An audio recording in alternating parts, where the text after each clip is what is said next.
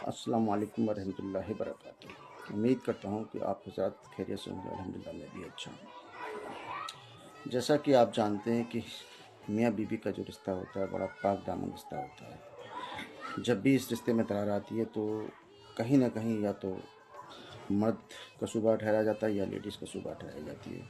और ये दोनों के बीच में जब भी कुछ इस तरह की अनबन होती है तो उसमें कोई ना कोई दोषी ज़रूर होता है। तो उसी की रोशनी में मैंने कुछ लाइनें लिखी हैं आप हज़रात के लिए।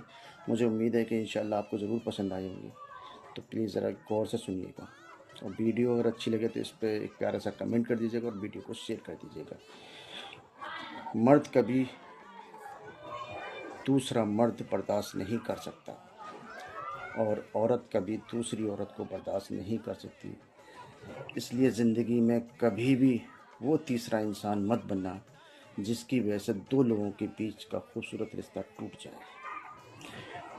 तो बात तो आप लोगों की समझ में आ गई होगी, क्योंकि जब भी कभी जो भी इस तरह के जो मामले आते हैं कि भाई फलाने का जो है रिश्ता टूट रहा है या फलाने की जो है बहू जो है कलेश कर रही है या आपस में नहीं बन रही, तो उसका रीज़न यही होता है या तो घर वालों की तरफ से सपोर्ट मिलता है या कहीं ना कहीं जो है घर वाले जो है जहाँ अपनी बेटी को बलगलाएंगे, जहाँ तीसरे इंसान की जब अमल दखल हो जाएगा परिवार के बीच में तो वो घर हमेशा बर्बाद ही हो जाएगा, टूटेगा ही टूटेगा।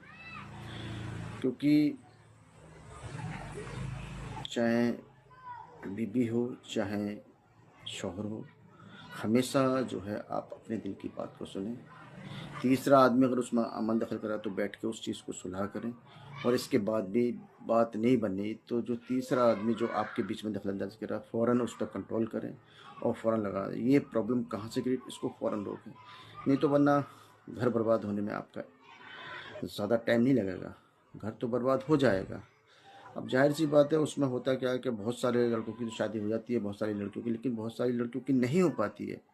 इसमें सबसे ज़्यादा जो पिसती है वो लड़कियां पिसती हैं। तो मैं यही कहना चाहूँगा कि कहीं ना कहीं असल में क्या है, दोनों लोगों को कंप्रोमाइज़ करना चाहिए और कोशिश करनी चाहिए कि इस बात को अपने आपस में ही समझौता करके इस मसले को हल कर लें। और बात आगे बढ़ी तो बात फिर तलाक तक नौबत आ जाती है और फिर रिश्ता टूटने में ज़्यादा देर नहीं लगती।